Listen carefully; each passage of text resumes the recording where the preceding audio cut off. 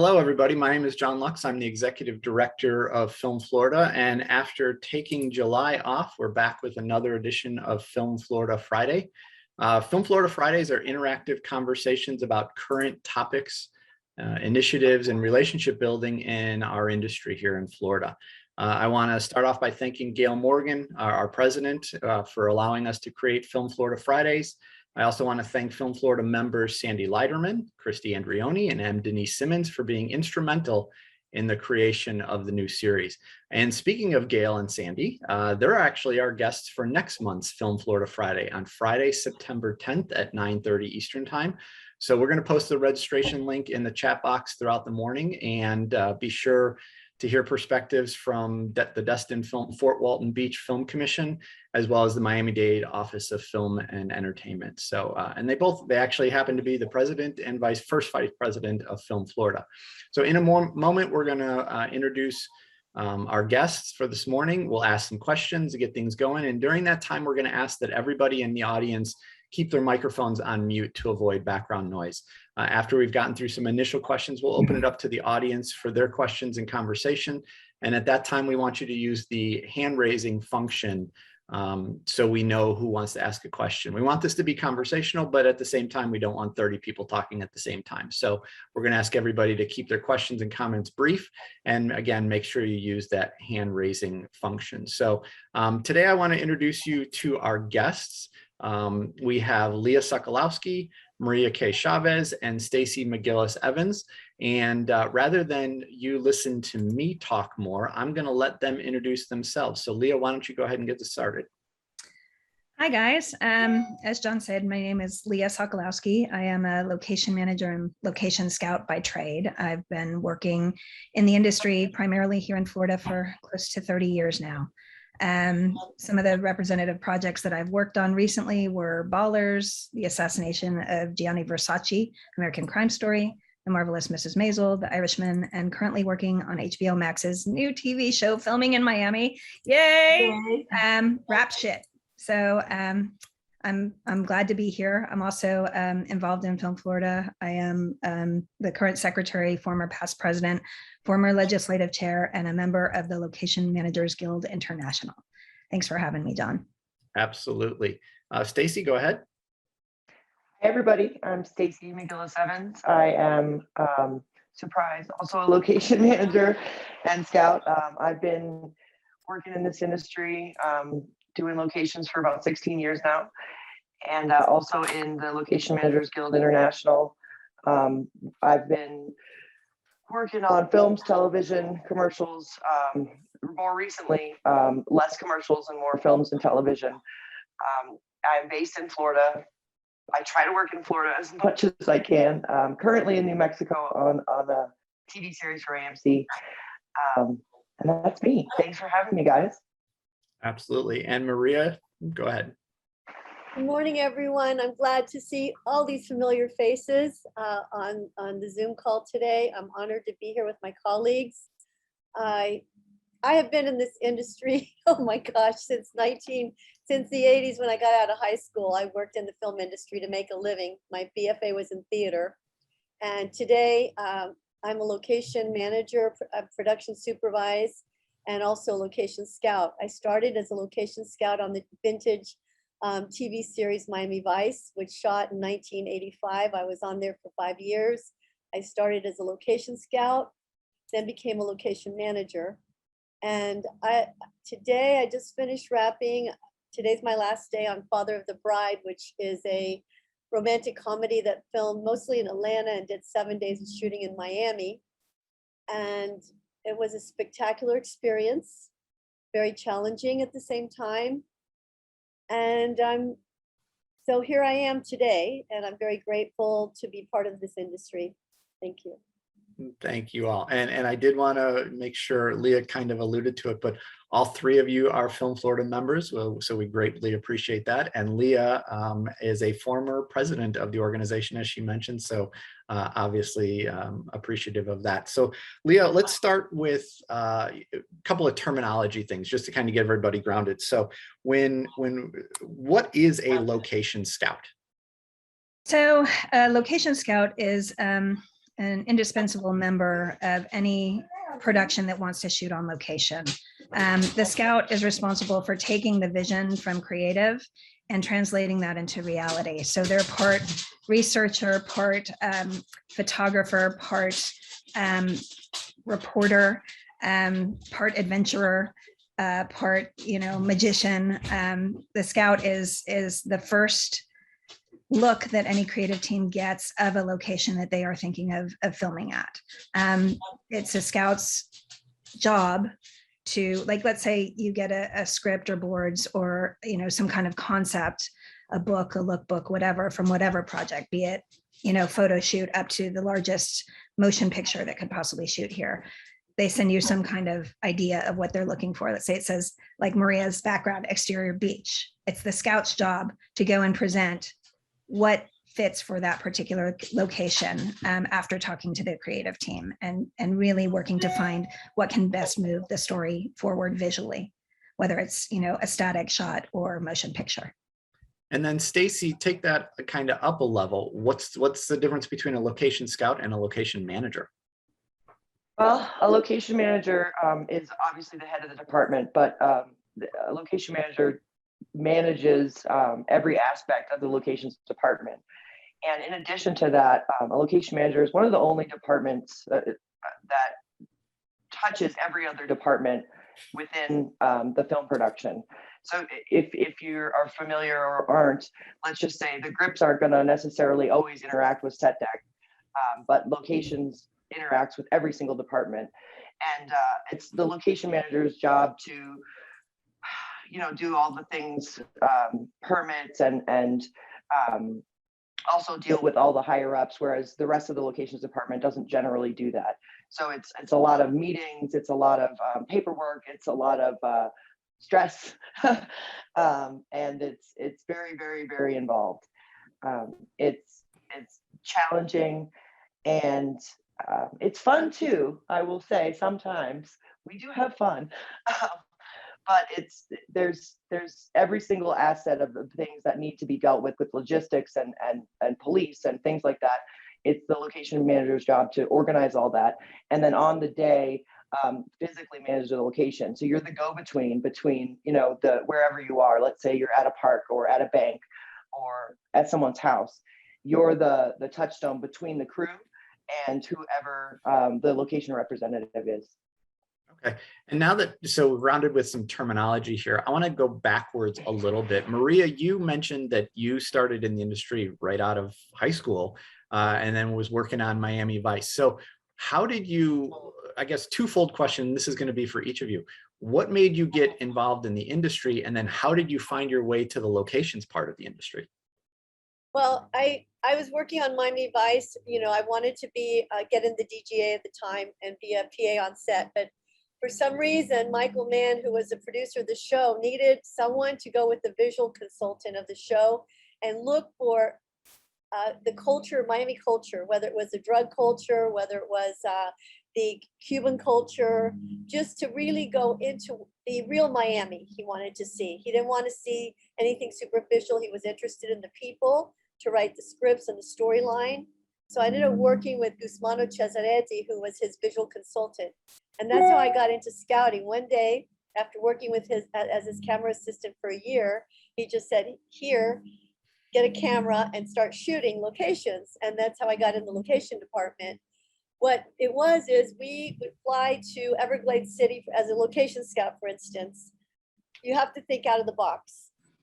And with Michael Mann, everything was out of the box. If the script said the meeting was at a club, it could really be on a barge somewhere. It could be in a clandestine Everglades City, for instance, where we went to Everglades City to find out about the drug smuggling culture there. Then we flew to Key West. We flew to Puerto Rico.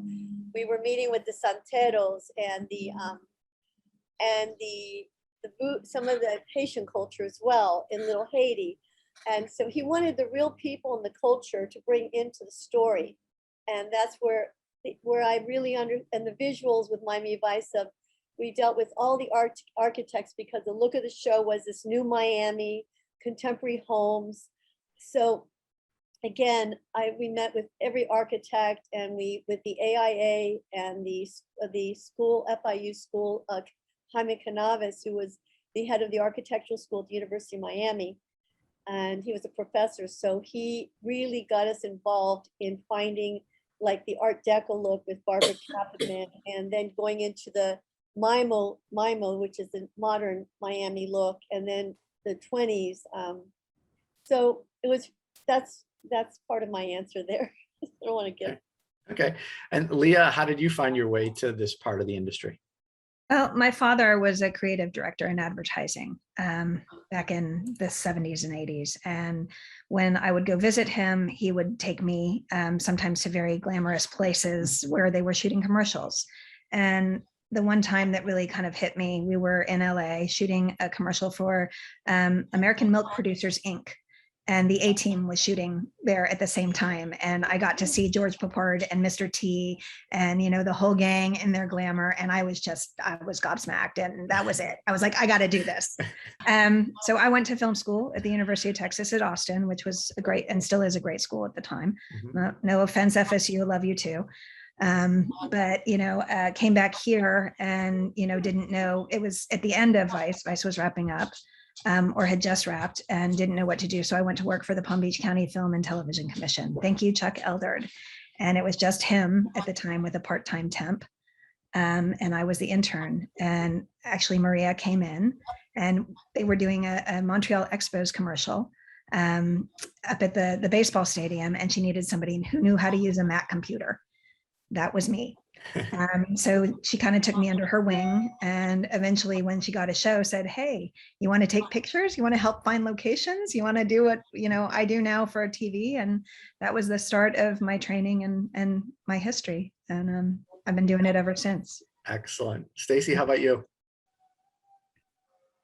So I graduated college with a degree in psychology, and without further degrees, you can't really do much with a psych degree. So I had graduated and I was unemployed and not in school. And a dear family friend called my mom and said, hey, I know Stacey's not working right now. Do you think she would want to work on this movie with me? And that was Sydney White in Orlando. And I'd never worked on a movie. I love movies, but I never intended to go that route. But I was unemployed. And I said, you know, his name was John Garrett, for those of you who know or knew John. And I said, I don't know what I'm doing. I have no idea. And he said, I'll teach you. And I said, okay. So I started on that as a location assistant, and I got bumped up on that very same show to an assistant location manager. And the next show I did, I was managing. Oh, excellent. So Leah, I want to jump back to you. To my knowledge, there's not a whole lot of formal educational training in the colleges, universities for this line of field. So how does somebody train to get into the locations? I mean, the best way is by working under somebody who knows how to arm you with the tasks and the skills to be successful. You know, quite frankly, that's the best way. A lot of people get thrown into it and learn bad habits. But if you can learn the good habits and the way to keep yourself organized, you know, like any other kind of profession, it's really good to have a mentor. It's really good to kind of have an internship or apprenticeship type of process. So that's really my recommendation, because to jump into it cold, can you do it? Yes, but you're not going to learn how to really thrive and be successful. So that's my recommendation. Work for somebody or find somebody who can mentor you and help you. And Maria, if you're looking for apprentice folks, what other specific attributes or skills that you find are most helpful in somebody in your line of work? What's most helpful is that you really have to be very open-minded and be willing to think out of the box. You have to be willing to learn, number one.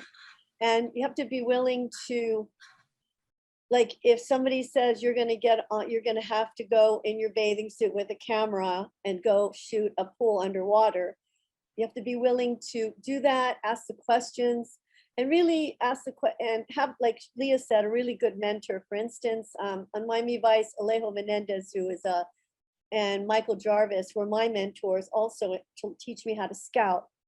And I had them tell me, Maria, you are the eye. And so I look for somebody who has a really good visual eye, you know, who is interested in what's going on in Miami, who's interested in the Miami culture. I'm just talking about Miami or South Florida, who's really reading all the current events as far as, you know, what's going on in Tallahassee, anything, somebody who is really interested in architecture. So that's what I'm looking for, somebody who's really wants to be out there with, also has really great public relations skills. That's like key, because you have to like people. You have to be willing to go to a mansion or to go under the Miami River and be, you know, and scout, you know, the boat yards, for instance, or, you know, and so you have to have that willingness. And that's what I look for, somebody who's really excited.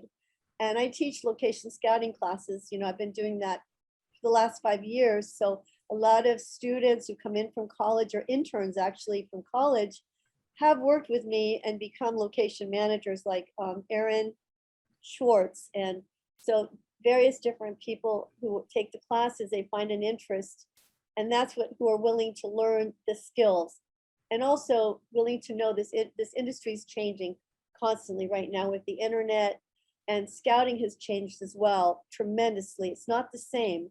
You have now production supervisors, everybody going on Google as you're scouting for their vision, let's say a home, for instance, and they're on Google surfing the web, and they start bringing you all these locations. So our job has changed tremendously. It's changed, the whole face of scouting has changed. Interesting. Yeah, I mean, somebody really, to jump on Maria's point, you know, right now on this show, we've been scouting on our iPhones and uploading from wherever we are to SmugMug so people can see directly. Like this technology has changed in the blink of an eye. And she's right. You really need to keep up with it. Like I still have my great camera. I just got, you know, a really beautiful camera that I love taking my gorgeous shots when that's appropriate. But you need to be flexible to be able to accommodate production's needs. And yes, with Google and people throwing you stuff left and right, you need to be able to process that, look at what you know you can shoot versus what you know you can't, and then get it recorded to see if it's actually what it looks like, because Google's not always accurate, right? Is it doable? You know, can we get access to the property? Can we get a permit? Can we get a permit within 24 hours? You know, those are the things that as a scout, you need to know so your manager can be prepared. You need the budgetary stuff. Can we get a company of 40 vehicles and 200 people in and out? Like those kinds of things. Are we going to have to shuttle from 5-10 miles away? All of that stuff is super important in addition to cataloging and being on top of the technology. Interesting. And now, Stacey, on the flip side, what are some of the common mistakes that, you know, people getting into this part of the industry make? Well, Leah just touched on a huge one. When you're scouting, logistics is so important. You know, if you're on a huge budget show, it may not matter so much, but for the most part, time is money. So if you've got a shuttle from 5 miles away, your crew and your base camp is that far away, you know, you're spending time and you're spending money. So if you find this beautiful home and there's nowhere to park anything anywhere near there, it's a problem. At the very least, you need to park the working trucks there. You've got to get equipment there to shoot it. And so some scouts find these beautiful things that just aren't shootable. And so you show it to the production designer and the director and those folks, and they get excited about it. And then it says, oh, sorry, this isn't even feasible to shoot. So that's kind of I wouldn't say a common mistake, but it's something that right off the bat, people don't really understand or think about. And one of the small, tiny things that new scouts forget or get distracted in doing when they're shooting something is coverage. So a lot of times when you're new to the scouting and stuff like that, you're excited, you're taking photos, and then someone will ask you, well, what's the reverse? What's across the street? Oh, I forgot to take pictures of that. So that's a small thing and a big thing that are common mistakes. Interesting. Interesting. And also wanted to add that the coverage is important, but what also is important is to be able to tell the story in the script, you know, and each medium is different. You have music videos, you have commercials, but on feature films, for instance, they want you to shoot the story. They don't, you know, as far as if you go and just do the technical aspects of shooting a 360 reverse, it doesn't mean anything to them. They want to see the action. So sometimes you have to get on the bridge, walk up over the bridge, or get on the rooftop from another building and get the point of view shots. So that's very important. And another thing, for scouting, you really have to do your research with all the municipalities. They all have like the Miami-Dade website, the Coral Gables website. They have all your restrictions there. And really, when I start to scout, I tell all the scouts, when you're on a project, call the film office right away and tell them, hey, I'm working on this project. I'm looking for this location. And they can tell you if there's red flags right away. Because on Father the Bride, we had a huge red flag that we picked a house that we found out was not, the day we picked the house is a hot zone. And we were told that we're not allowed to film there. And because this house had big parties, and the city of Miami Beach would not allow us. So, and so sometimes it's not you can do everything and you still will have your challenges, and you'll have to be willing just to find a new location. Interesting. And in Miami, the difference is, sometimes on bigger projects, you will have to shuttle. This is what I'm finding in Miami because of our situation of Father of the Bride.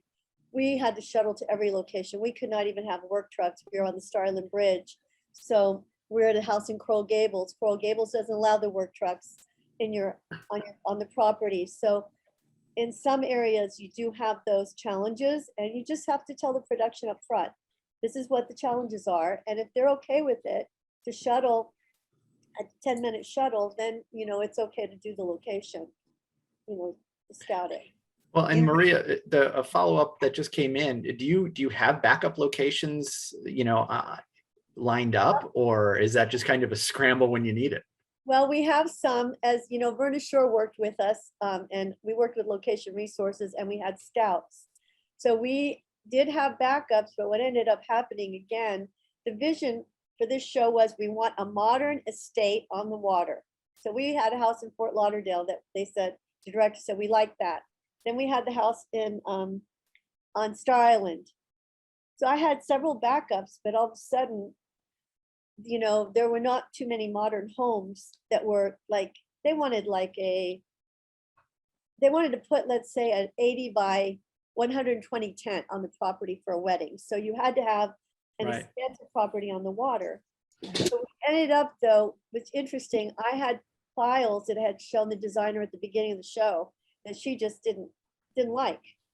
So we had a Zoom call, we had an emergency Zoom call, and the producer said, show me everything you have, Maria. And I said, okay, this is a house, but it's not modern. And we ended up with a Mediterranean estate, totally in the opposite direction.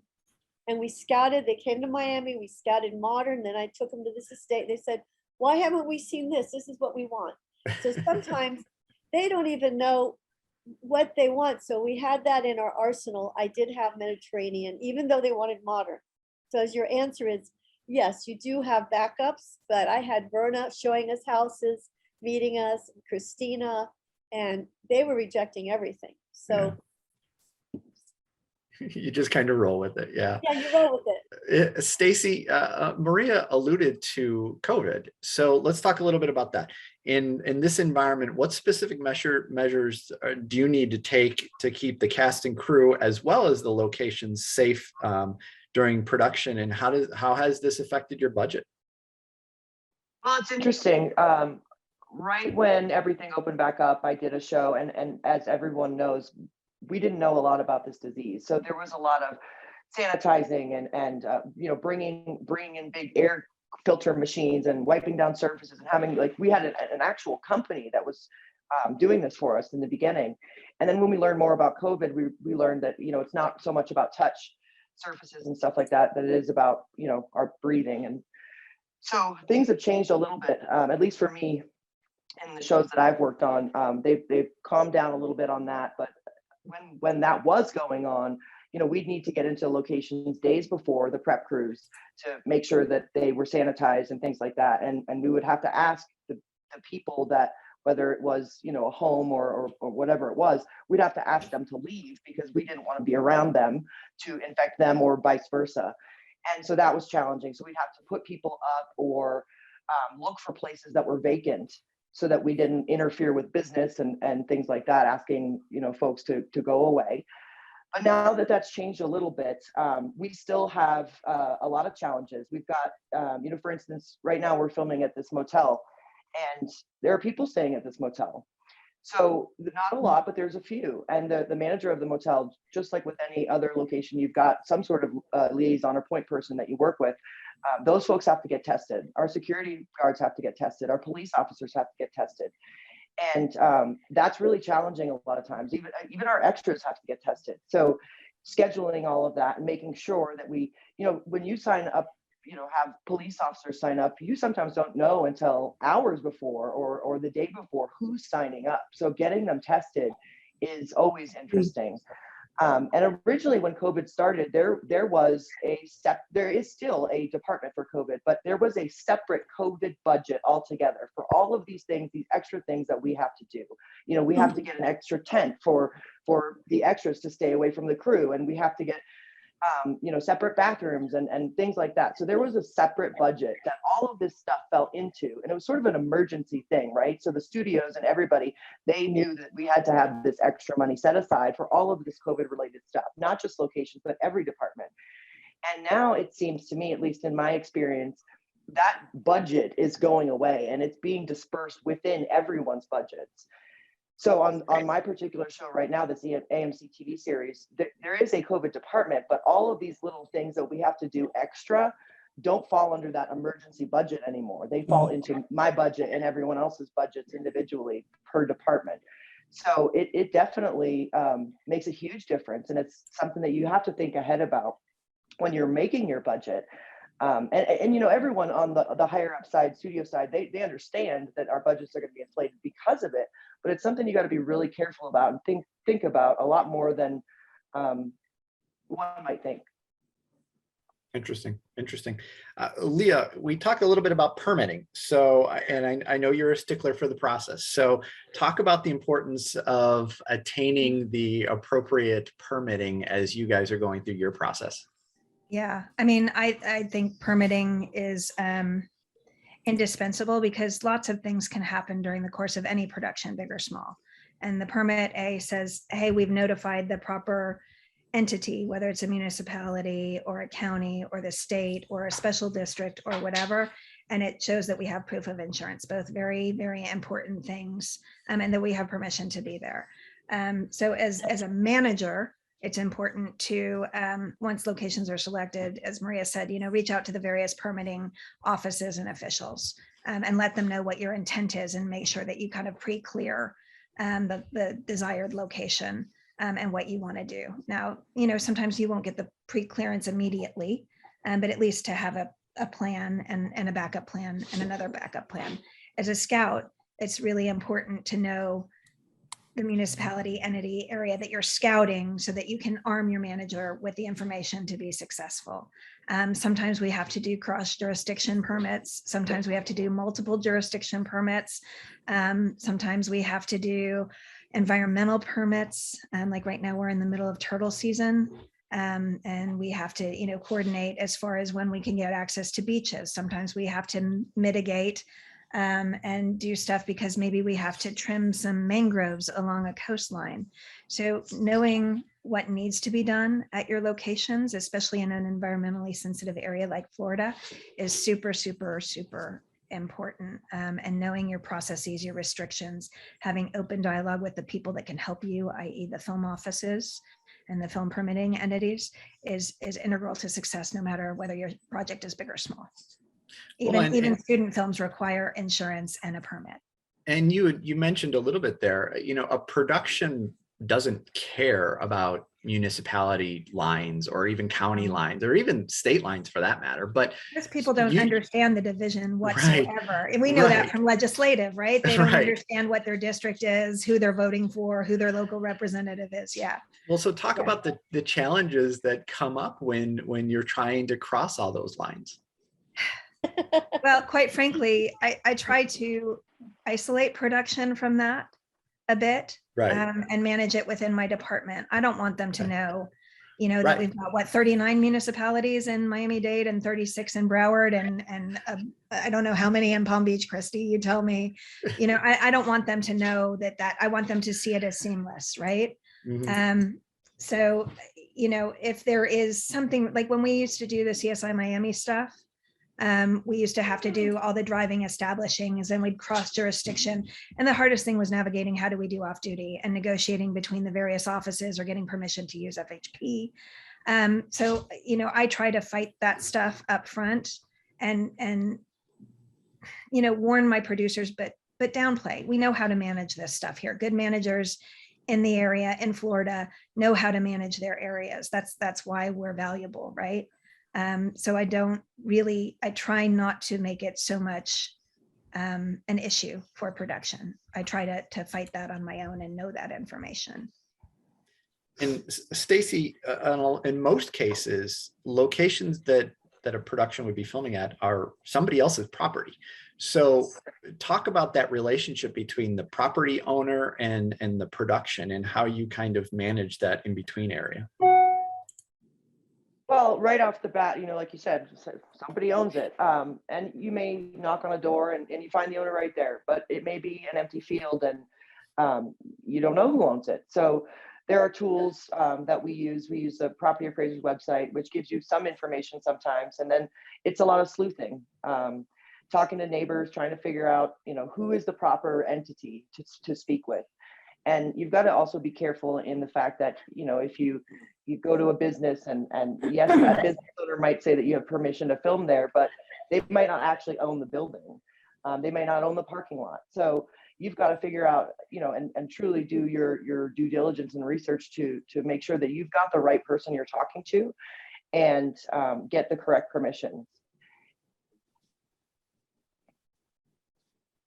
I wanted to add something to this with the cross lines and filming in different municipalities, and like even like getting the owners, is that when, let's say for instance, when we filmed in Little Havana recently on Father the Bride, and we were closing 8th Street, and most of our locations were in the city of Miami, or when I did like Bad Boys 2, we had 3 different jurisdictions. So what we did is we had community meetings, and like this time, because of COVID, we did Zoom meetings with the city of Miami, with the Parks Department, with Public Works, with the police department, with the film commissioner, and all the various departments, to have them become part of our team on the project.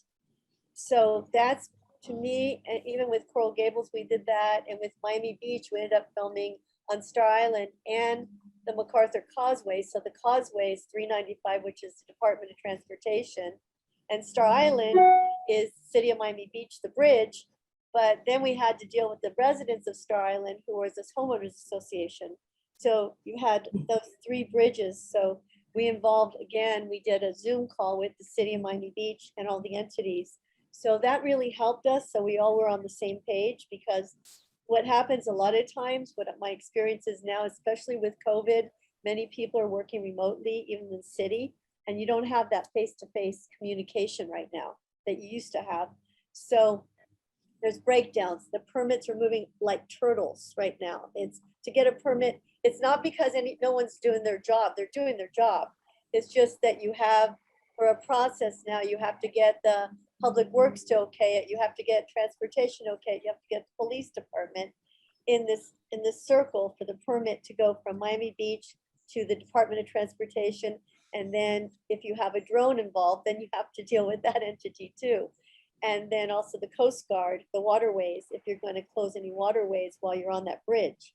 So it's really, I just stress, I think, to anybody, even when you're filming in a neighborhood, with the homeowners association and the owners of the property, to really try to have, if you're having a big project, to have a meeting with the homeowners association and the owners to give them an overview of your project.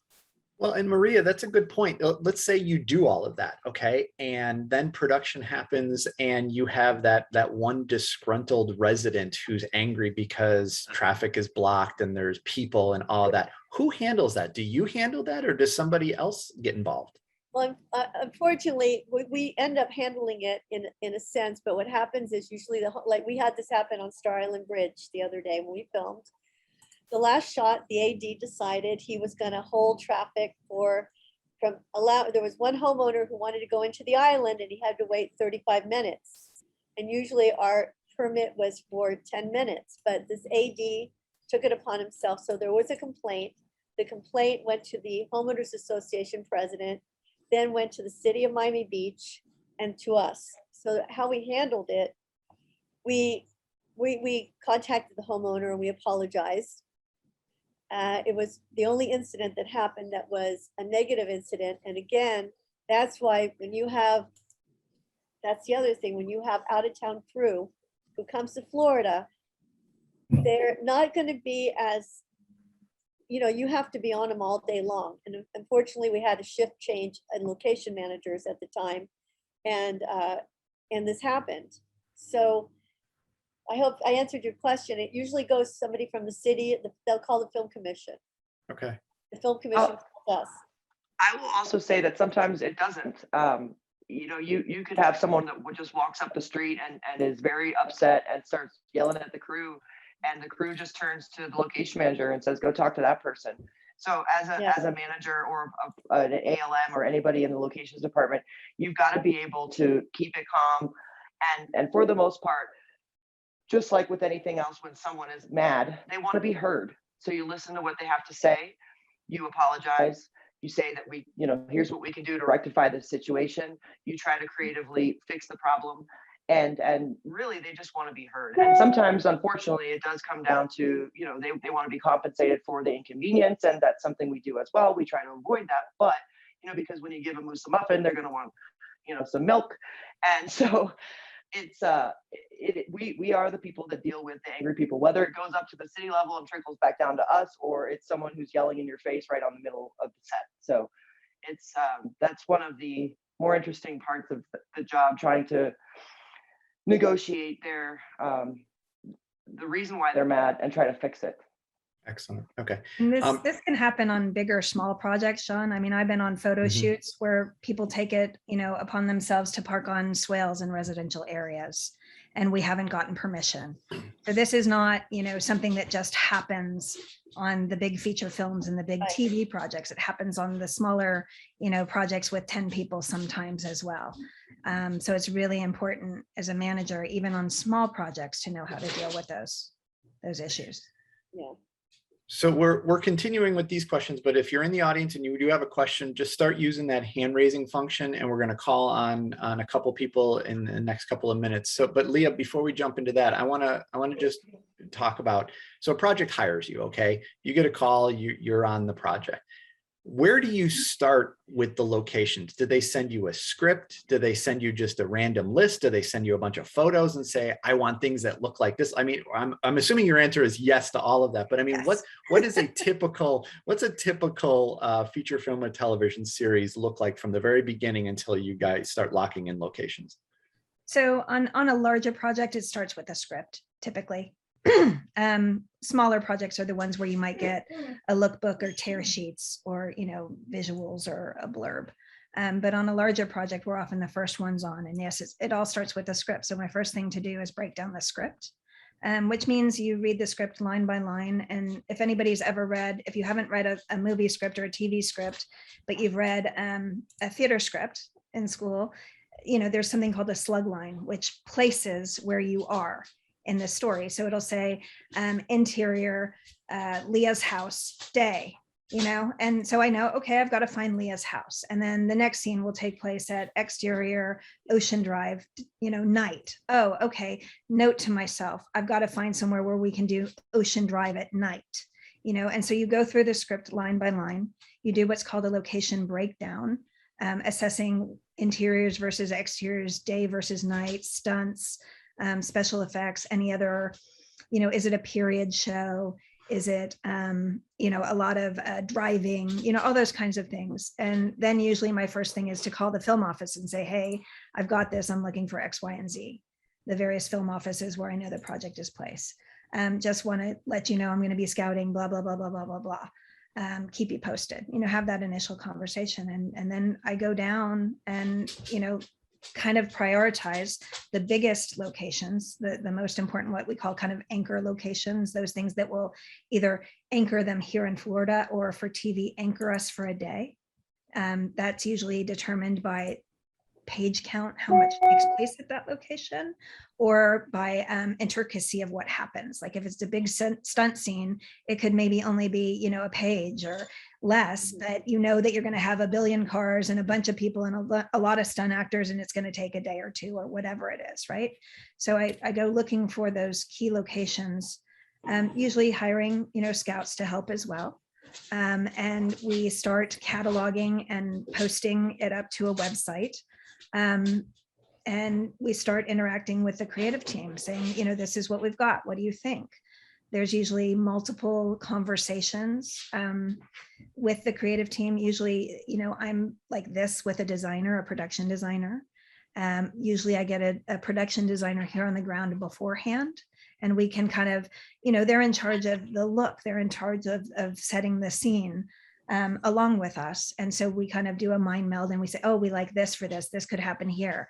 And we make up a story to present to the creative team. And from there, usually we'll narrow it down to, the top 3 choices of a designer, let's say, right? Oh, I like this because it could go this way and it's exactly what's scripted. And I like this because it's a little bit more like I can do X, Y, and Z and manipulate it. And it would be really cool. And then this one is just thinking outside of the box. So let's show that one too. Right, we'll narrow it down to the 3 and we'll present and get feedback. Sometimes the creative team loves it. Sometimes they're like, oh, no. And they give us direction. And then we go back and start, rinse, repeat, recycle. So eventually then, once more people are starting to land and we get a director and maybe a producer or a showrunner or whatever the dynamic is for the show, then we start going and actually looking at locations. And we are back to actually visiting locations in person now, which is wonderful, because doing it virtually was very difficult. So we actually physically go to the location and stand and look at it and see, does this work? Does it not? Can we do X, Y, and Z? And we pick the location. And then we move to lock it, all the stuff we've been talking about. And that's kind of the process. Excellent. So Sandy, you are the first one up there with your hand raised. So I'm going to add a spotlight so you can join the conversation. Go ahead and unmute yourself and go ahead and ask away. So ladies, I wanted to ask you, this is a difficult one, but there's many personalities on set, and especially you guys start dealing, I know what the answer is about psychology and being a psychologist, but what happens when you deal with that production designer that is just not, you don't mesh with the personality, or the director? How do you handle that? Well, you have to be absolutely diplomatic, because I think what I found, Sandy, like in television, as opposed to features and opposed to commercials, you deal with a different entity. Like on a feature, it's the designer. But for instance, on this feature, the designer, the producer and the director were not getting along with the designer and didn't like the designer vision. So that you had a conflict right there, and they said, you have to send me the photos too. So how do you deal with that, and, without getting the designer upset, because you're put in a position. And that's happened on another show I did for 3 years in the Keys. It was a TV series. The designer, he said, you only show me the pictures. And then the producer said, I want to be on this thread line with the photo links as well. So what I do is I say to the producer, can you please talk to the designer, let him know that, you want us all to be on the thread together. I kind of put it on their plate so I don't have to be in the middle.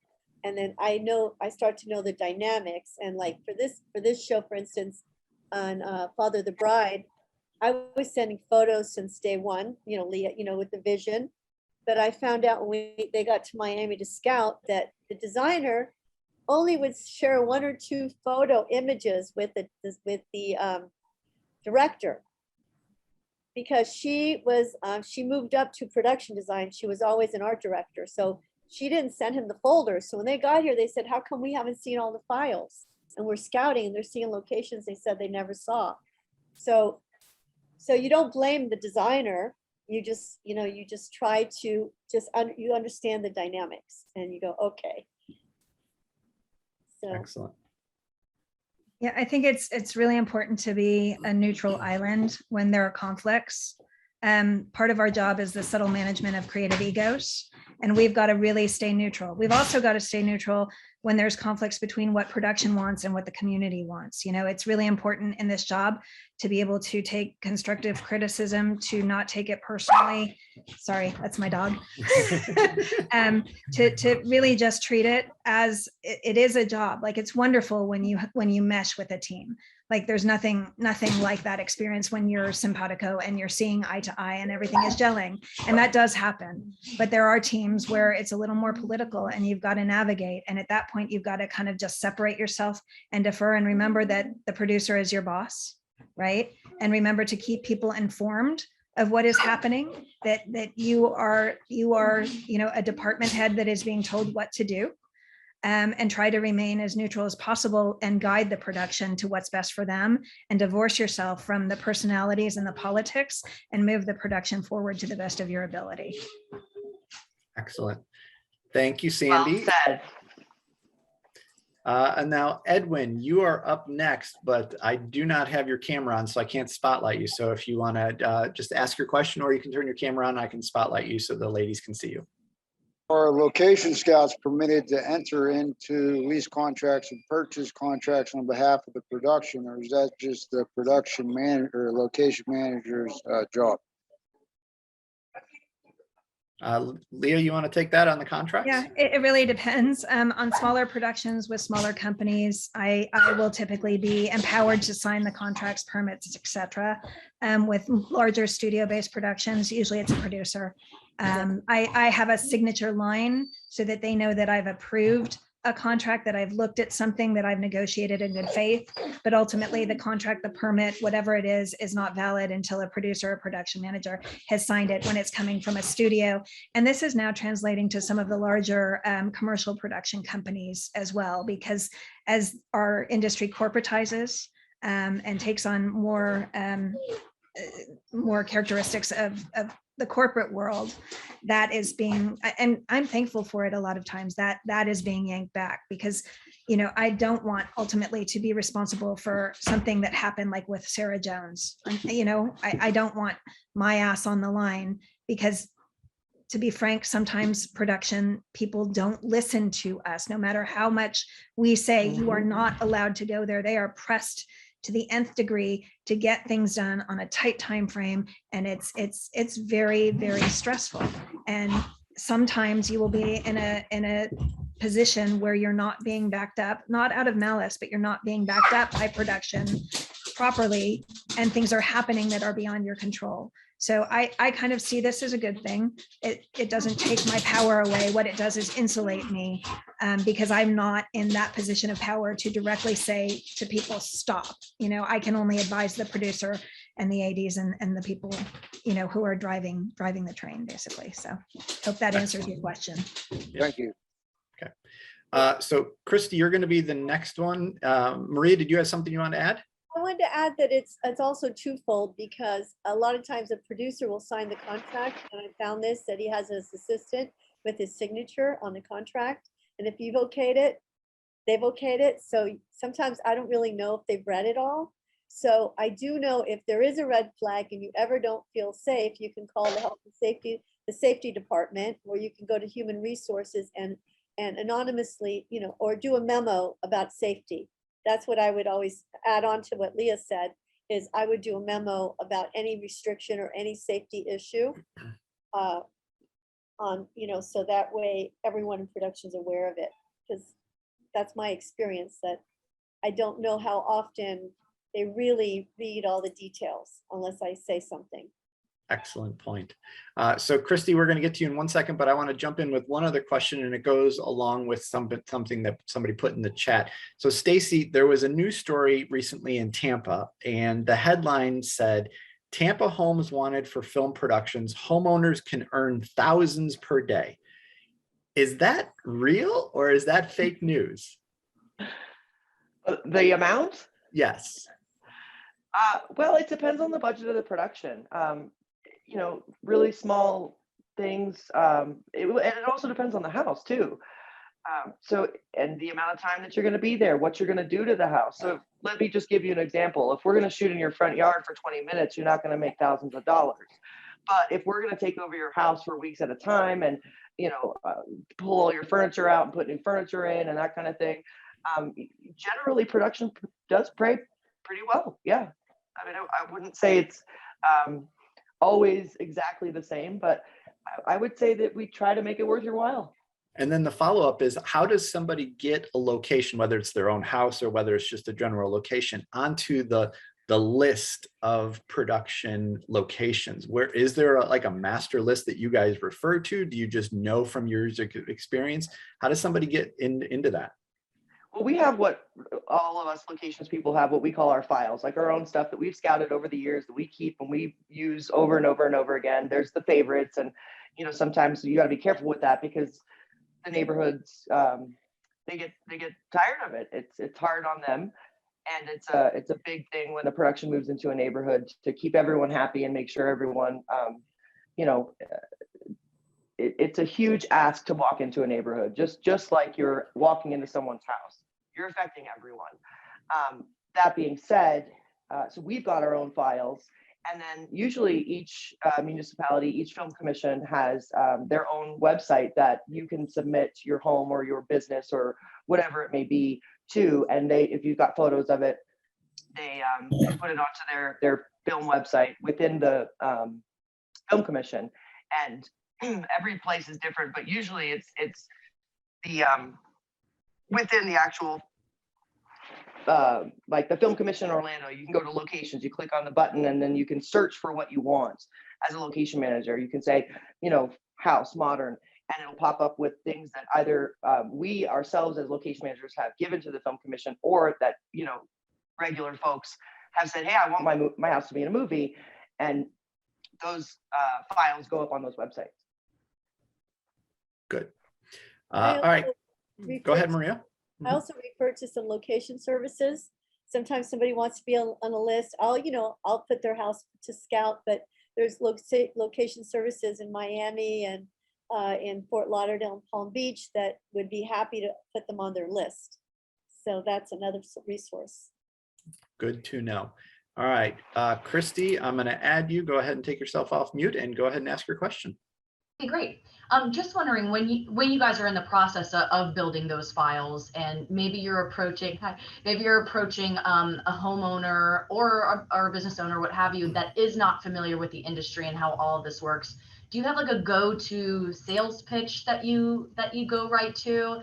So that's the first question. And then part two of this is, does it make a difference if it's a big project versus a small project, that you can kind of boast about stars and money and that kind of thing, and how that changes your approach? Really good question. Well, if it's a large project, like for instance, let's say the house is going to be the house of a drug dealer and there's going to be a shootout in the house and the person's going to get killed in the house, and there's going to be gunfire. I'm just adding this scene. And they've never had filming before. Okay, never had filming before. So you're going to have blood. This happened in the Keys. We're going to have blood, fake blood on the floor. Where, you're going to have to move all their furniture out of the house, and you put our furniture in. So what I usually do, at the first pitch, when I scout the house, I try to make it fun. I don't give them every single detail. I build up to the detail as if they pick the house. But what I usually do is I tell them we're like a circus. We come to town, we're there, we show up little by little, and then when we leave, you wouldn't even know we're there. We'll do, we clean your house up. But I will say, like, this home, we're going to portray your home, and I make it fun. It's going to be a bad guy's home, and we're going to have some gunfire, and we're going to have, the guy's going to get killed, and we're going to have this fake blood, and we'll clean it up afterwards. And so I'll go into, I try to make it fun for them. At the same time, I let them know about the logistics. I tell them we're going to do a location agreement. We're going to negotiate a site fee. At this point, I don't know how many days we're going to shoot yet. I'll give them an estimate on a fair market fee. And then And then I also let them know that we will provide them with, like Leah had mentioned, it's the ABCs of location, a certificate of insurance. And that we were gonna have today, and nowadays you scout a house in the, like 10 years ago, you'd go 3 times. Now you go 10 times to a house before you even shoot there. If it's a feature, if it's a TV show, you have your scout, and then you have the art department scout, then you have the director's scout. So I try to give them that we're gonna be visiting you quite a bit, you know, and just see if they're film friendly too.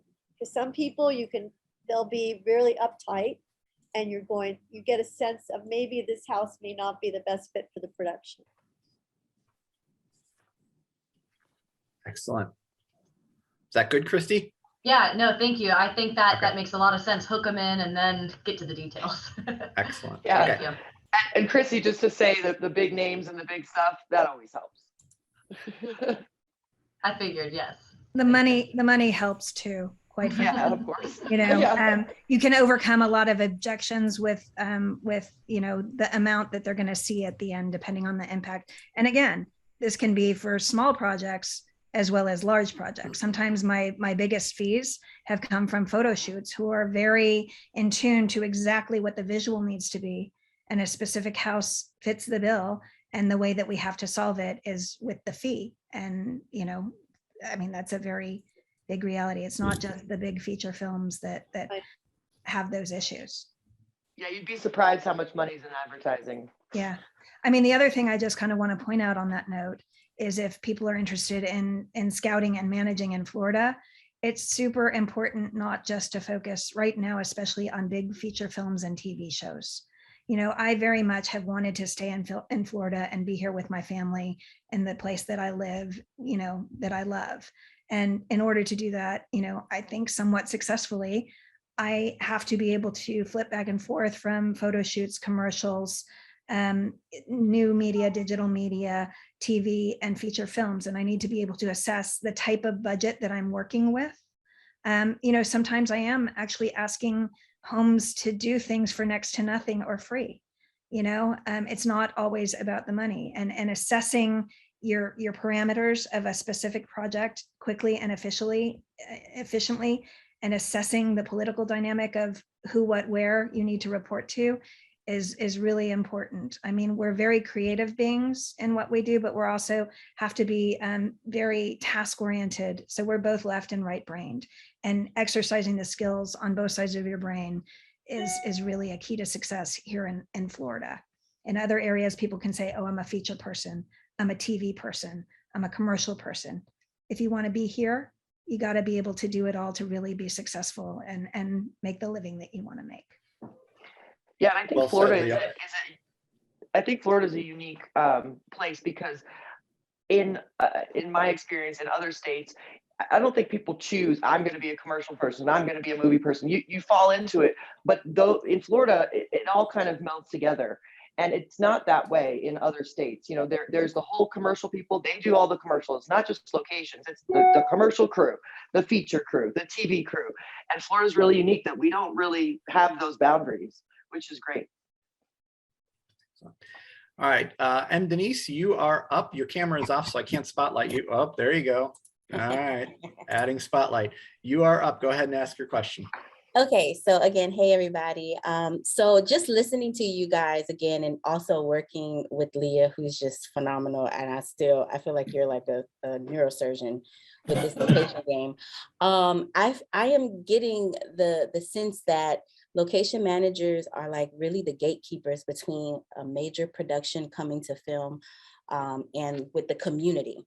And so what I've been able to see is how we're able to kind of give back to the community, and just, you know, just my share. And so I'm wondering, like, what is your take, or what is your take on how we can be more of a presence or more of an impact to communities when we're shooting, when we have these big productions? Like, I don't know if there's you know, some type of movement? Or because for me, I'm like, this is awesome how a production can just really tap into local communities and inspire, you know, there's an economic aspect to it, but you guys are like really the ones that can make the choice and be like, okay, we're going to shoot here, and kind of sell that community with your pictures and how you present it to the producer and the director versus another location. So what are your thoughts on that? Well, we go ahead, Maria. Go. Okay. I think we do a lot of different things to involve the community. It depends on what you're doing and where you're shooting. I'll just give a, for instance, this TV series I did 2 years in a row in Orlando.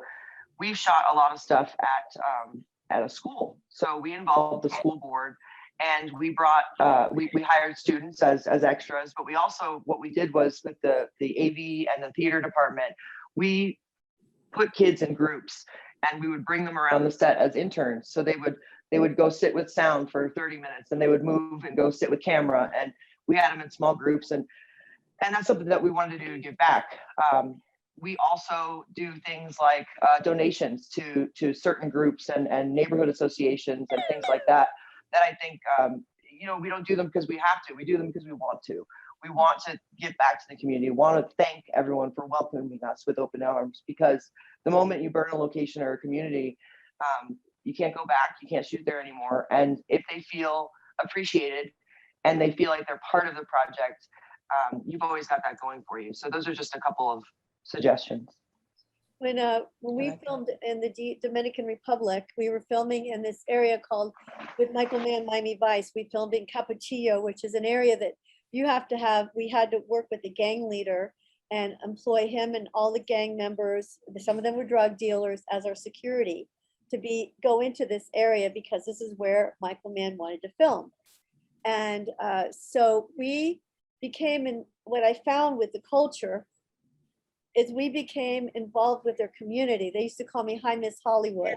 And we ended up building, Colin Farrell ended up, and the production ended up donating money, because some of the schools didn't even have restrooms. And the community would ask me like to go to their plays on the weekends it was a whole different culture than being in the United States filming. So I realized that they wanted me not just to be a work person, location manager. So I went to the plays. I went to, you know, meet with I went to their homes and had pizza outside on the street with some of the gang members who are a security force. But what I learned was that, you know, for them, our way of giving back was to become involved with their culture. At the same time, you know, we did, like you said, we did donations. We put 2 bathrooms in, and Colin Farrell donated quite a bit of money to build a school there in their community, which was, you know, very, very special. So that's one of the things we did when we went into this community. I found more joy, and I learned a lot from their culture. And actually their culture opened my heart, because I was getting ready to go back to Miami for the weekend, and one of our security guards' daughter died. And so I got they had these wreaths they sell, like, you know, of flowers that in a procession you carry. So I bought one, and I said, well, you know, we'll just give that, I'm going to give that to you to take. They said, oh, no, no, no. I said, well, I have to catch a flight. They said, oh, no, no, no. You have to go. And I had to go up this little cobblestone road up to this little place where the little girl was in a casket, and had to go and become part of the community. I realized they wanted me to bring the flowers. It wasn't like just have someone, like, you know, get a gift basket and bring it to the house as a side of it wasn't like that at all. So it really opened my eyes to how you can be an impact on a culture, even by being yourself and becoming, you know, if they want you to, like in Little Havana, for instance, they want you to come and drink a cup of coffee with them, Cuban coffee, to make a deal, as opposed, because you don't have the time, you want to do it over the phone. No, you get involved with the community, you know, and that's what I found, you know, about in the DR and here in Miami, filming in Little Havana. They wanted one-on-one interaction to become part, you know, feel part of the project. Wow, what a story. Thank you for sharing that, Maria. And thanks for your question, Denise. So I don't know how to segue from that to my next question, which is horror stories. Everybody loves horror stories. So I want to go around real quick to each of you to tell like don't name names, of course, but just kind of name like your worst experience that you've had working on a set in the locations side of things. Leah, you want to go start? Oh, sure. So this was a while ago. We were shooting at a private home, and it was a bad guy's home, and the homeowner knew it. And we were, dressing a bunch of different rooms. We had impact all over the house, and we had moved the homeowner out. But the homeowner was really excited about the project and wanted to come and take a look and see what we were doing during filming.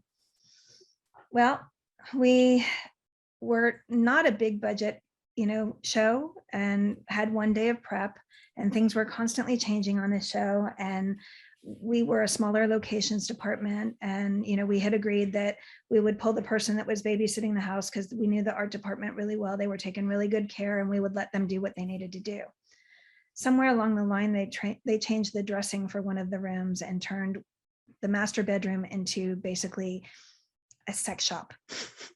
Complete with all sorts of S&M and sex toys, and never thought to run this past the locations team so we could warn the homeowner.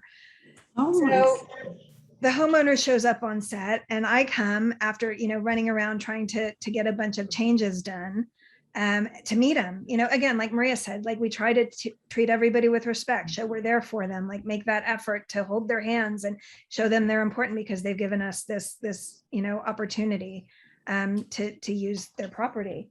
And walking through, and we walk into the sex shop, and the wife of the wife of the house, the woman of the house, goes, "Oh my God, we cannot." She starts like, she just, of course, like freaking out. She had no idea. I had no idea.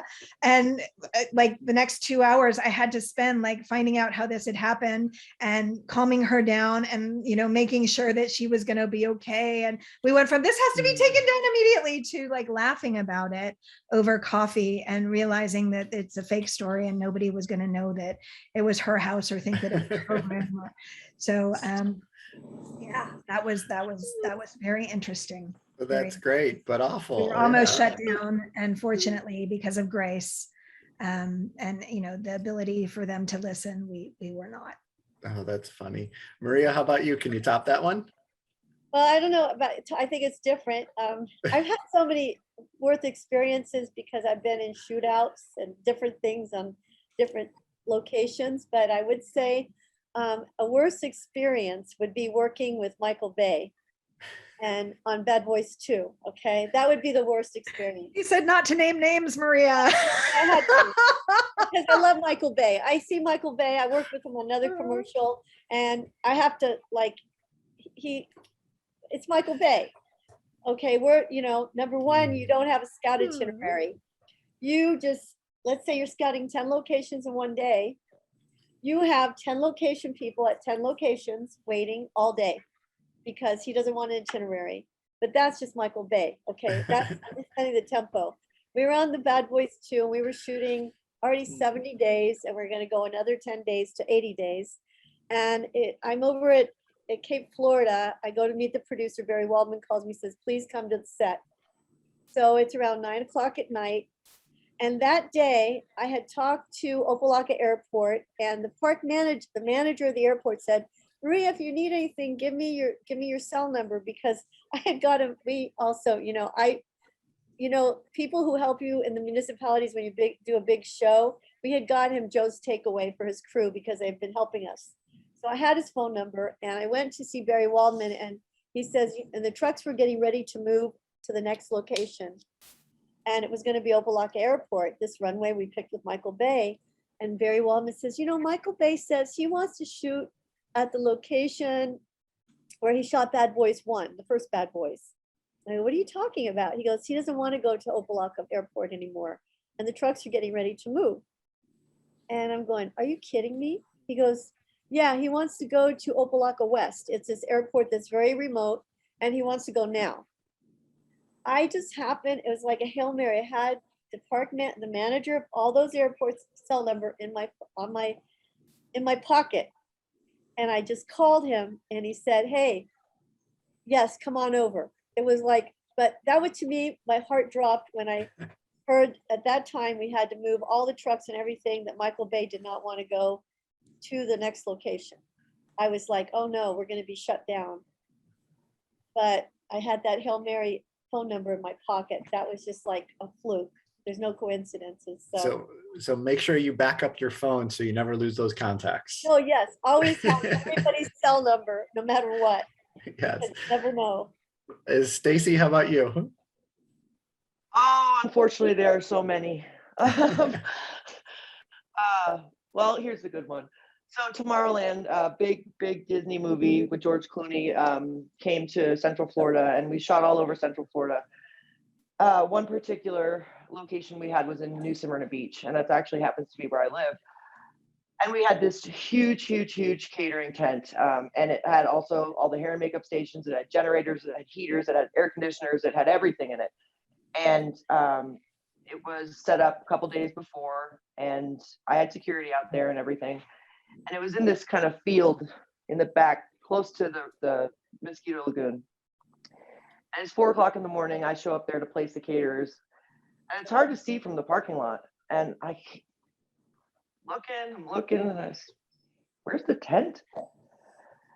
There had been a big storm overnight, not a hurricane, but some sort of crazy storm. And it literally picked up this, 160 by 50 foot tent into the air and threw it into the trees. Oh Wow. All of there was live wires everywhere, all of the tables, chairs, everything. It looked like it got hit by a tornado. And I walk up to this tent, and I just, like Maria said, your heart just drops. I've got, 250 crew members on their way. What am I going to do? It's 4 a.m. Who do I call? What do I do? And thankfully, like Maria said, I had the cell phone number of the city manager, and she answered her cell phone. And there happened to be a community center close by. And last minute, we had to figure out how to turn all the crew around and say, don't come here, go there instead. And it was, dealing with all of this as quickly as it had to happen was terrifying. And even though it wasn't my fault, everyone will still look at me and say, what happened? And how come you didn't fix this? You've got an hour and a half to scramble and say, go there. So that was a fun situation. Interesting. Yeah. Never a dull moment. That's for sure. So this is our last call for anybody that wants to ask any questions. Make sure you use that hand raising function, and we'll open it up one more time. But a question I got on email in advance was a location scout and wants to know how they can get into your stable of people. Do you guys, with location scouts that you guys use, do you bring in new people, or do you have your normal people that you work with all the time? Are you open to bringing in different people? How does that all work in your inner circle? Leah, you go first. Gosh, thanks. It just really depends. I have right now a stable of people that I work with, but I don't know how big our production is going to get. So I'm always looking for new people. Typically, I don't start people off scouting. I start them off as a location assistant. Really, I think, so they can learn what they're looking for and learn the things they need to keep an eye on. Send me a resume, reach out, let me know what your experience is. I would say, you never know what circumstance I'm going to need to pull somebody new in. But yeah, it's typically I don't start somebody off scouting because there's so many things that somebody needs to know in order to do it well on the type of production that I'm on right now. So typically I will use the people that I know the parameters of our show first, but I'm always looking for people who can come in and work with us and learn. And if, somebody's super smart, of course I'm going to throw them out there if I need them. So that's the best that I can kind of offer is send me your info. Maria, is along the same lines in terms of, I mean, you've mentioned a number of times how important it is that you know the South Florida area so well. You know, let's just say somebody wants to move to Florida, but they've been in the industry doing this for a number of years. How long does it take to get somebody kind of up to speed to know the ins and outs of all the different locations and areas within you know, a place like South Florida? Well, I think that's the two, on one hand, you have to go out there and get to know the city. So it can take 6 months to a year. However, my own experience is I can go to a city that I've never been to and scout it. So if somebody moves down here who's a location scout and they have a good eye, I'm open to working with them because they can go to Lonely Planet. They can go to, there's so many, the convention center has resources of hotels, of locations. I mean, the news articles you can look up, historical homes, historical sites. So if somebody has that quality that they can just jump into a culture, I think it's not an issue at all. I would hire. And Stacey, you're kind of the opposite of that right now because you're out in New Mexico actually doing that. You clearly don't live there, but you're able to do your job out there. Are there, when you go to a location outside of the normal things like a local film commission or a state film commission, are there things that are people that you reach out to kind of get a lay of the land of a certain location? Yeah. So I've filmed all across the United States in many, many different states, and most of them I had never been to. And I always say that it is important to know where you are and what you're doing. But in this day and age with technology, location managing and scouting isn't necessarily as difficult as it used to be because we've got all these tools to research and things like that. But then there was a lot of times that you're tasked with finding a location that you can't just Google, historic home. And if there is no film commission and there are a few resources, I find talking to locals is the most important. And I know it sounds funny, but I go to like a dive bar and I sit at the dive bar and people come in and I start to talk and everyone's interested and then they start shooting out suggestions and, nine times out of 10, most of them probably wouldn't work, but they give me ideas. Yeah. And they give me areas to look. And I find that to be extremely helpful. I know it sounds kind of crazy, but the locals know where to go. No, that's great. That's a great idea.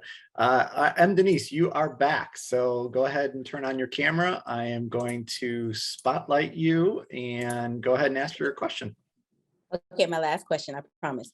Okay, what do you guys feel is that key essential thing in the years in your experience and working on tons and tons of projects that has just made you top notch to where you are? Like, what's that golden thing, that aha essence of you that makes you just so phenomenal as a location manager that has just worked for you? What's that one thing? Maria, you go first. Oh, it comes to me in my heart is I love people and I love the culture. Like I love Miami. I love how multicultural it is, or anywhere I go, I love to meet the people and I love the culture. So that's, I think, key to me even today, on a project is like Father the Bride is my last project, was key for me is the same thing. I got to meet the culture again, be back in Little Havana, be back in the different areas and be in Domino Park and listen to their music and be part of that and bring the production into their vision with Andy Garcia, for instance, and Gloria Estefan, who are Cuban. Just to be in that culture is so exciting. And, just to go back, we did a scene where we closed 8th Street, circa 1990, and to be with all the business owners and listen to their stories and the Domino Park team, members. There's a membership. I had no idea to be a player at Domino Park. And Domino Park closed for us. And meeting the park manager who was passionate about his park and the people and the culture, what it stood for, it just touched me. So for me, that makes it all worthwhile when I see the production at night, that last night shooting, and I see how it all comes together. So it's that I love culture. Stacey, how about you? I would say personality. You, it's you've got a lot to deal with. You've got, like we talked about before, maybe, you've got people that you don't necessarily meld with. You've got to, knock on doors and convince people that you're not a scam artist and, get them to understand what's coming their way. And you've got to deal with all these different municipalities. And I'd say personality is a huge, huge, huge thing.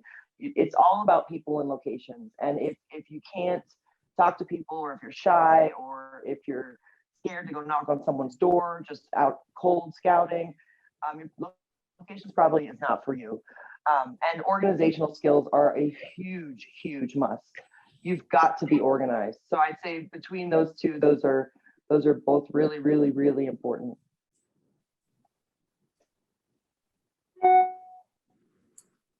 Leah, go ahead. I would throw that back at you, Denise. You tell me. Denise happens to be working with me right now, so that's why I say that, y'all. I think, trying to look at myself from the outside, I try to approach all situations with respect of place, respect of person, respect of circumstances. And I try desperately not to take things personally, as we kind of just tapped on before. I think, that's, something that I've learned and I'm still learning over time. As I said, having the ability to be both left-brained and right-brained. Not everybody exercises both sides of that skill set. I think that I have a pretty decent ability to do that. So I think that makes me, a pretty good commodity on the market.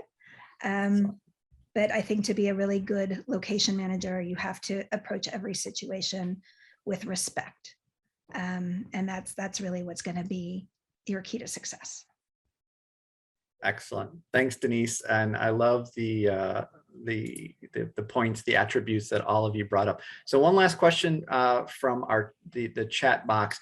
Is there anything we can do? And I'm going to say we as in the industry in general, or just us in the community throughout Florida. Is there anything that we can do to help you guys do your job better? Anybody want to jump in? Any three? Be involved in Film Florida, be an active advocate for the industry.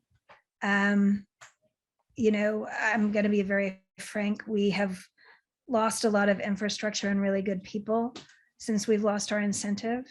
And it's hard because of this pandemic. People are working virtually.